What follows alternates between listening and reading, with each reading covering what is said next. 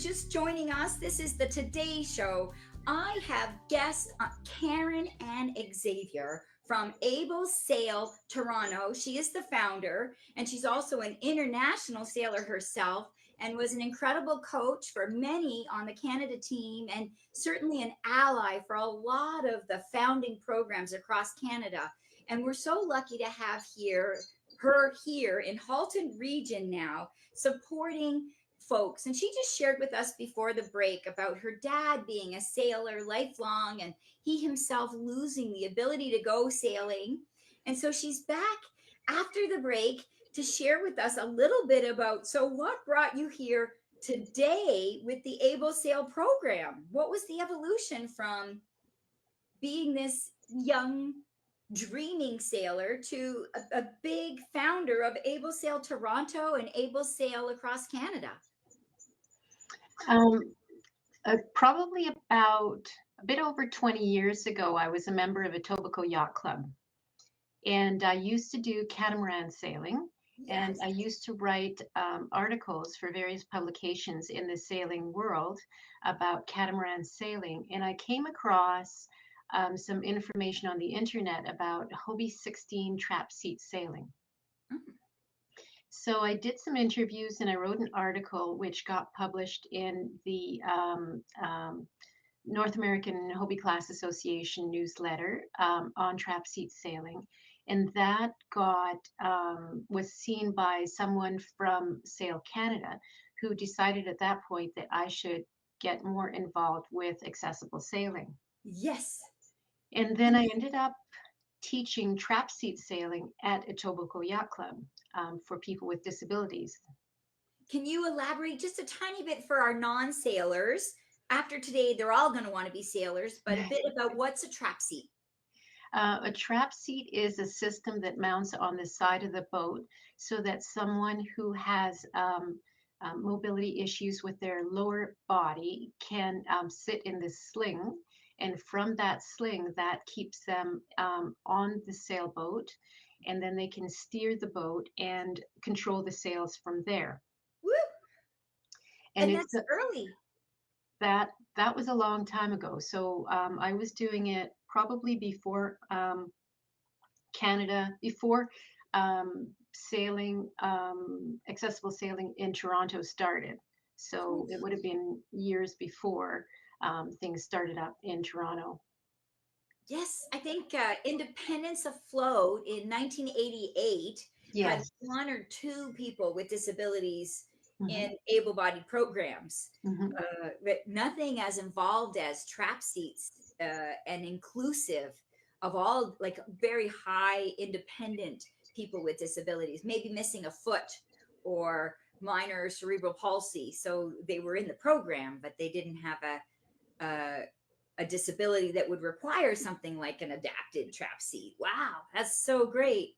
You're the early adopter and trendsetter extraordinaire.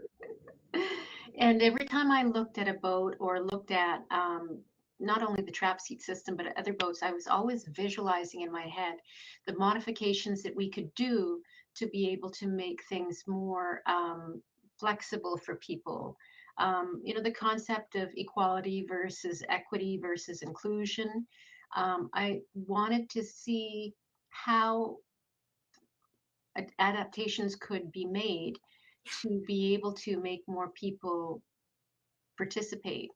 And I ended up working with people that had, like a family member that had rheumatoid arthritis that was very bad, or things like that, working on keel boats, what modifications could be done to keel boats,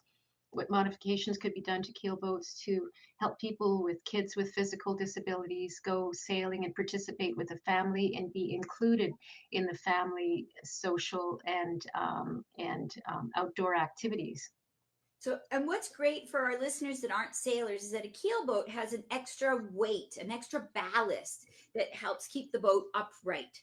So it's more stable than, say, a centerboard sailboat. And you talk about adaptations from 20 years ago to, I know right now, there's a really great windlass that I hope you talk about, but that you're even continuing to adapt and improve the current windlass. Will you tell listeners about that current ambition of invention that you're today still in the middle of inventing and improving? I feel that if we must constantly strive to improve in our lives, in everything that we do.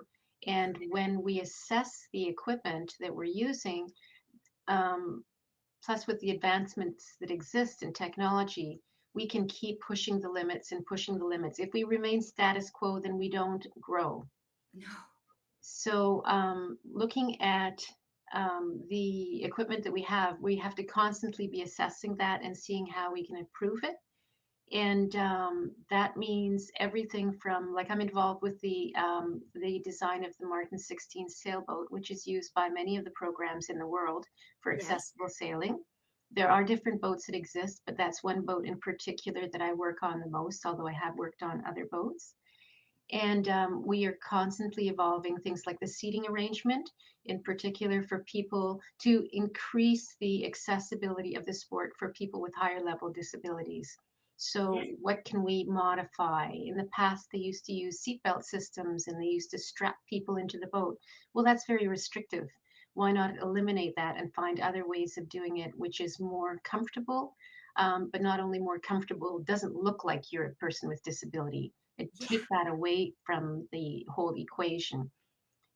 And then other adaptations in the boat as well, such as the windlass, which helps people that don't have good hand strength or hand dexterity be able to sheet in the sails or let them out. That's the accelerator, if you imagine on a car. If you want to go faster, you want to go slower, then you can control the speed with the sails as well as your direction with the sails and the steering.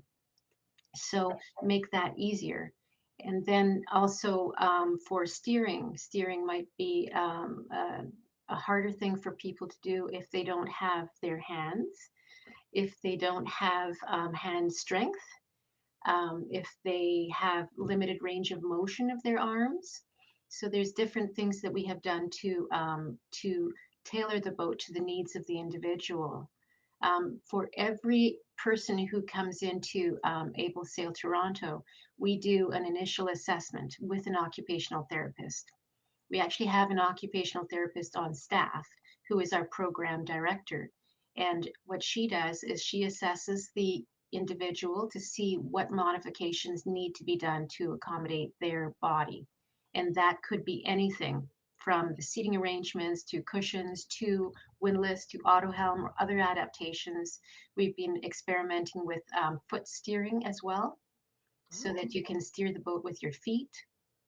So, and always keeping an open mind to what else can we try that could be interesting, that could be better. I think So, mm, go what ahead. I love about sailing is like always keeping an open mind and what could be better and what else can we do, and look at the range of different disabilities you were describing. And I know that there's even people that wouldn't even consider themselves having a disability. They might have had a minor stroke, or they're actively aging and their arthritis or their strength isn't what it used to be, and they come down and volunteer with the program or enjoy the boats too. And that and anyone for, or just recreational sailors as well, that want to ensure that they're not going to capsize, and they were too afraid maybe to be on a hobie cat like or a catamaran like you sail, but that they can enjoy the Martin 16, right through to someone. We have a friend that looks like Superman, and also acquired the same disability of paralysis from the neck down, and he's a real hot dog of a racer. And so it's interesting that someone as athletic as yourself, right through to someone who's paralyzed, can compete on an equal playing field in these incredible boats. I have raced many times with a gentleman named Rene who tends to want to have me with him on the boat when he's racing at national level competitions. Yeah. And he's paralyzed from the neck down. He uses his wheelchair with this tilt of his head, so he can tilt his head so that he can turn his chair. And when he sails the boat with his mouth. So he sips and puffs into two different straws to turn the boat in the direction that he wants to go, and to trim the sails, so bring the sails in or out to speed up and adjust the direction of where he's going. And he's a very avid competitor, Yeah. always asking, what can I do? What can I change to make the boat go faster? And he sails at an equal level with so many other people that have different types of disabilities that could have minor disabilities in comparison to his. My husband has a funny story that he likes to tell where he didn't have exposure to working with people with physical disabilities until he got involved with me. And he jokes about comments that they were competing. He was competing against somebody who had a stroke, who was still fairly mobile, and they were arguing about an issue that happened on the water, and there was no barriers. It No. was one-on-one, two people. Yeah. And for those of you that don't know, your husband's also fairly athletic and strong and fit and young, and look, getting his butt kicked by someone with complete paralysis. Like, come on. Oh, that's very fun. So I would love to hear. We're getting enamored and taken away by all of these great stories, and we still haven't talked about Able Sail and where people in the Halton region can go. How can they get to Able Sail Toronto? How can they get to Burlington? How can they get to other recommendations for people around the world listening? But most of our listeners are Halton region. So, folks, please stay tuned. We're going to hear about where you can sail and more about sailing and the quality of recreation making a difference in the lives of people that you love or you yourself, and life skills that are just transferable. This always improving and adapting has certainly benefited me in my daily life, not just my sailing life. So stay tuned. Right after these messages, Karen and Xavier with Able Sail Toronto and Able Sail Canada is going to be right back on the Today Show, Halton Region, Your TV, the Disability Channel, and Tracy Schmidt, Unstoppable Tracy. We'll be right back.